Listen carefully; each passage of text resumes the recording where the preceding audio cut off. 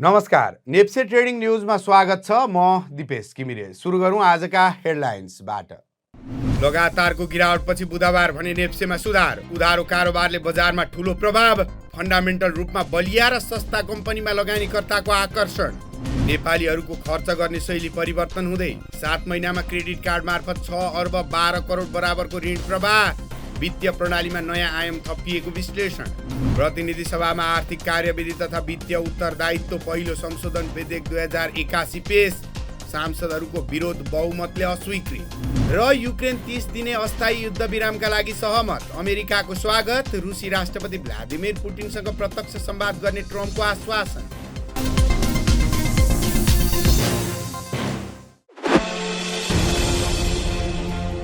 Share बजार जोखिमको क्षेत्र हो। सो अध्ययन गरी विश्लेषण गरेर लगानी गर्नुहोला। विश्लेषकका अनुसार अधिकांश ट्रेडरले गुमाउने देखिन्छ। ज्ञान बढाउन नेप्से ट्रेडिङका फिचरमा जोडिनुहोस्।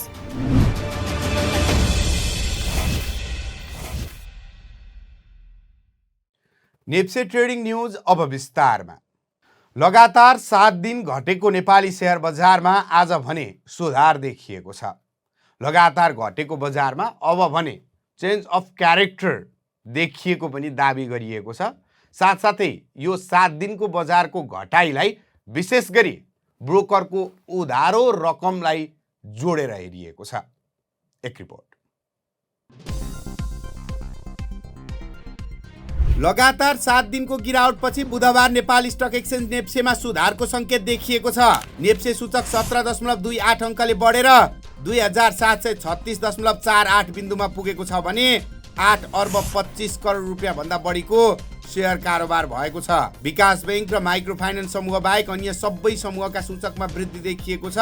यो वृद्धिले लगानीकर्ताहरूमा केही राहतको अनुभूति गराएको छ, किनभने यसअघि 7 कार्यदिनमा नेप्से 171 अङ्कले घट्दा बजारमा निराशा छाएको थियो। बजारको यो घटबड नयाँ भने होइन। यसअघि नेप्सेले लगातार 9 दिनको बुलिस यात्रा तय गरेको थियो, जसमा सूचक 212 अङ्कले बढेको थियो। तर त्यसपछि प्रॉफिट बुकिङको लहर नै सुरु भयो।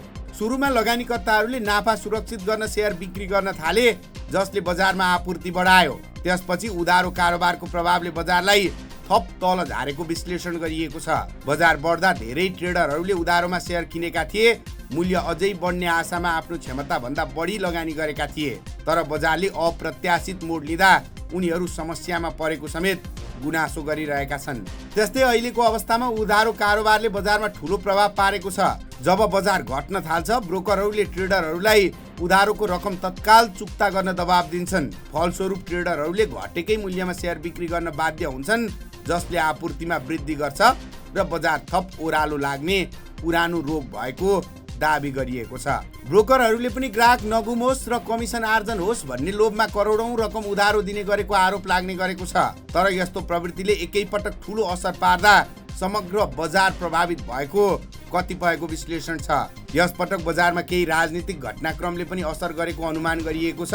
विशेष गरी राजाको सडक शक्ति प्रदर्शनपछि बजारमा केही विचलन देखिएको धेरैको बुझाइ छ। यद्यपि अनुभवी लगानीकर्ताहरू यस्ता घटनाको प्रभाव क्षणिक हुने र बजार आफ्नो गतिमा फर्किने दाबी गर्न छाडेका छैनन्। बजारको हालको करेक्सन 171 अङ्कको गिरावटलाई स्वाभाविक ठानिएको छ र अब सकारात्मक गति लिने अपेक्षा गरिएको छ।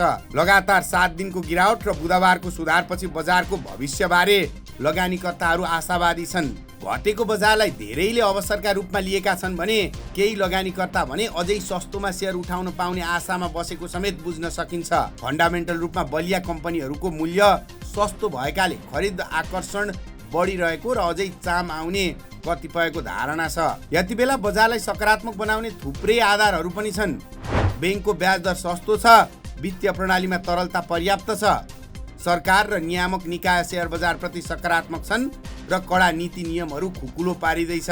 अर्थतन्त्रमा सुधारका संकेत देखिएका छन् भने सूचीकृत कम्पनीहरूको मुनाफा बढ्ने आधार बलियो बन्दै गएको छ। लगानीका अन्य क्षेत्र संकुचित भएकाले शेयर बजारमा कर्जाको माग पनि उच्च छ। ठूला लगानीकर्ताहरू शेयर कर्जा लिएर बजारमा प्रवेश गरिरहेका छन्, तर पनि बजार अल टाइम हाई पुग्न नसक्नु दोधारको कारण बनेको छ। केही लगानीकर्ताले त अब राजनीतिक परिवर्तन या त केही नयाँ नियम लागू हुन लागेको समेत आकलन गरिरहेको पाइएको छ। बजारको गडबड स्वाभाविक चक्र हो। प्रॉफिट बुकिङ पछि मूल्य घट्दा लगानीकर्ताहरू पुनः खरिदमा आकर्षित हुन्छन्, जसले माग बढाउँछ र बजारमा सकारात्मक प्रभाव पार्छ। तर कुनै बिन्दुमा बजार बढ्छ वा घट्छ भनेर यकिन गर्न गाह्रो छ। यद्यपि समग्र बजारको सेन्टिमेन्ट बुलिस रहेकाले नेप्सेले सकारात्मक गति लिनेमा लगानीकर्ताहरू ढुक्क छन्। बजारको सुधारले बजारमा केही स्थिरता देखिए पनि आगामी हप्ताको कारोबारले थप स्पष्ट दिशा दिनेछ। उधारो कारोबारको समस्यालाई नियन्त्रण गर्न सके बजार थप स्वस्थ हुने देखिन्छ। अहिलेको अवस्थामा शेयर बजार वृद्धिका लागि धेरै आधारहरू सकारात्मक छन्। लगानीकर्ताहरूले स्वयं सुझबुझका साथ लगानी गर्दा यो बजारले राम्रो प्रतिफल दिन सक्ने सम्भावना रहेको स्वयं नियामक निकायको धारणा रहँदै आएको छ। नेपाली शेयर बजारको पछिल्लो टेक्निकल चार्ट विश्लेषण गर्दा बजारमा सुधारको संकेत देखिएको छ। चार्टमा देखिएको उकालो त्रिकोण र चेन्ज अफ क्यारेक्टर प्याटर्नले बुलिस प्रवृत्तिको संकेत गरेको बताइएको छ। हालको मूल्य 2736 रहेको र माथिल्लो प्रतिरोध 3023 नजिक रहेको देखिन्छ, जुन पार गर्न सके बजार थप उकालो लाग्न सक्छ। यद्यपि तल्लो समर्थन 2500 देखि 2650 को बीचमा रहेकाले बजारमा केही उतार चढावको सम्भावना पनि रहेको छ। आज कारोबारका आधारमा 10 ठूला ब्रोकरको अवस्था हेर्दा 7 वटा ब्रोकरले तुलनात्मक रूपमा बढी बाई गरेका छन् भने 3 वटा ब्रोकरले तुलनात्मक रूपमा बढी सेल गरेको देखिन्छ। आजको बजारमा ब्रोकरको स्टकमा किनबेच हेर्दा घलेम्दी हाइड्रो पावर 39 नम्बरको ब्रोकरले 4,39,000 किता शेयर खरिद गरेको छ। त्यस्तै एनआरएन 58 नम्बरको ब्रोकरले 2,19,000 किता खरिद गर्दा वरुण हाइड्रो पावर 58 ले नै 58.39% खरिद गरेको छ। त्यस्तै बिक्रीतर्फ एनआरएन 58 नम्बरको ब्रोकरले 2,16,000 किता फालेको छ। त्यस्तै वरुण हाइड्रो पावर 58 ले नै 1,07,000 किता बेचेको देखिन्छ। त्यस्तै पिपुल्स हाइड्रो 65 नम्बरको ब्रोकरले 84,000 किता बेचेको छ। नेप्से ट्रेडिङ न्युजका लागि तर्कराज जोइसीको सहयोगमा सुभाष चन्द्र अवस्थी, काठमाडौँ। नेपालीहरूको खर्च गर्ने प्रवृत्ति पछिल्लो समय फेरिँदै गएको छ। खातामा पैसा नभए पनि कार्डबाट सजिलै भुक्तानी गर्न सकिने सुविधा सहितको क्रेडिट कार्ड प्रति नेपालीहरूको आकर्षण बढ्दै गएको हो। नेपाल राष्ट्र बैंकको तथ्याङ्क अनुसार चालु आर्थिक वर्ष 2081-82 को पहिलो 7 महिनामा नेपालीले क्रेडिट कार्ड मार्फत 6 अर्ब 12 करोड रुपियाँ ऋण लिएका छन्। यो रकम गत आर्थिक वर्षको सोही अवधिको तुलनामा 77 करोड रुपियाँले बढी हो। गत वर्ष माघ मसान्तसम्म 5 अर्ब 35 करोड रुपियाँको कारोबार भएको थियो। राष्ट्र बैंकको वित्तीय विवरण अनुसार माघ महिनामा मात्र क्रेडिट कार्ड प्रयोगकर्ताले 2,51,000 पटक कारोबार गरी 1 अर्ब 85 करोड रुपियाँ खर्च गरेका छन्। यो तथ्याङ्कले क्रेडिट कार्डको प्रयोग तीव्र रूपमा बढिरहेको सङ्केत गर्छ। नेपालमा क्रेडिट कार्डको प्रयोग अझै प्रारम्भिक चरणमा भए पनि यसको बढ्दो क्रेजले वित्तीय प्रणालीमा नयाँ आयाम थपिदिएको छ। 7 महिनामा 6 अर्ब 12 करोडको कारोबारले नेपालीको खर्च गर्ने शैलीमा परिवर्तन आइरहेको सङ्केत समेत गर्छ। तर यसको दीर्घकालीन प्रभाव र दिगोपनका लागि बैंकहरूले सचेतना र नियमनमा ध्यान दिनुपर्ने देखिएको छ। प्रतिनिधि सभामा आर्थिक कार्यविधि तथा वित्तीय उत्तरदायित्व सम्बन्धी विधेयक 2081 प्रस्तुत भएको छ। बुधबार बसेको प्रतिनिधि सभाको बैठकमा उपप्रधान तथा अर्थमन्त्री विष्णुप्रसाद पौडेलले उक्त विधेयक संसद समक्ष पेश गरेका हुन्। विधेयक प्रस्तुत गर्ने क्रममा सांसदहरूले राखेका विरोधका सूचनामाथि छलफल भएको थियो।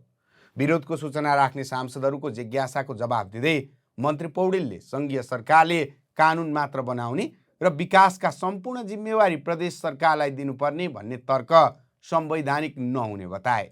उनले आगामी आर्थिक बजेट निर्माणमा कर सम्बन्धी नीतिमा छलफल गरेर अगाडि बढ्ने प्रतिबद्धता पनि व्यक्त गरे। विधेयक प्रस्तुत गर्न अनुमति माग्ने प्रस्तावमाथि सांसदहरू प्रभु शाह, प्रकाश ज्वाला, प्रेम सुवाल, चित्रबहादुर केसी, देवेन्द्र पौडेल र नारायणी शर्माले विरोधको सूचना दर्ता गराएका थिए।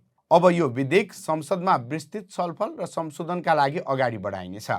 आगामी बजेट निर्माणमा यो विधेयकले महत्त्वपूर्ण भूमिका खेल्ने विश्वास गरिएको छ। साउदी अरेबियामा युक्रेनी र अमेरिकी प्रतिनिधि मण्डलहरू बीच महत्त्वपूर्ण विषयमा सहमति जुटेको छ। वार्तापछि जारी संयुक्त विज्ञप्तिमा अमेरिकाले युक्रेनलाई सुरक्षा सहायता पुनः सुरु गर्ने र खुफिया जानकारी आदान प्रदानमा कुनै अवरोध नराख्ने प्रतिबद्धता व्यक्त गरेको छ। वार्ताको क्रममा युक्रेनले अमेरिकी प्रस्तावलाई स्वीकार गर्दै 30 दिने अस्थायी युद्धविरामका लागि सहमति जनाएको छ। व्हाइट हाउसमा आयोजित कार्यक्रममा अमेरिकी राष्ट्रपति डोनाल्ड ट्रम्पले युद्धविराम प्रस्तावबारे बोल्दै युक्रेनको सहमतिलाई स्वागत गरेका छन्।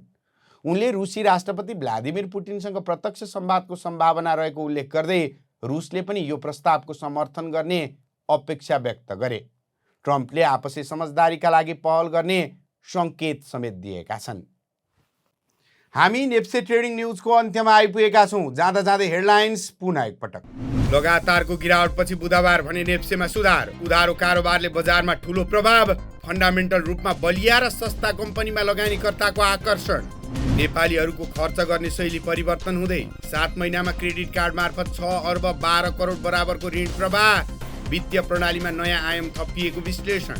प्रतिनिधि सभामा आर्थिक कार्यविधि तथा वित्तीय उत्तरदायित्व पहिलो संशोधन विधेयक 2081 पेश। सांसदहरूको विरोध बहुमतले अस्वीकृत। र युक्रेन 30 दिने अस्थायी युद्धविरामका लागि सहमत। अमेरिकाको स्वागत। रुसी राष्ट्रपति भ्लादिमिर पुटिनसँग प्रत्यक्ष संवाद गर्ने ट्रम्पको आश्वासन। हवस् त, नेप्से ट्रेडिङ न्युज आजलाई यति नै। हेर्दै गर्नुहोला nepsetrading.com। नमस्कार।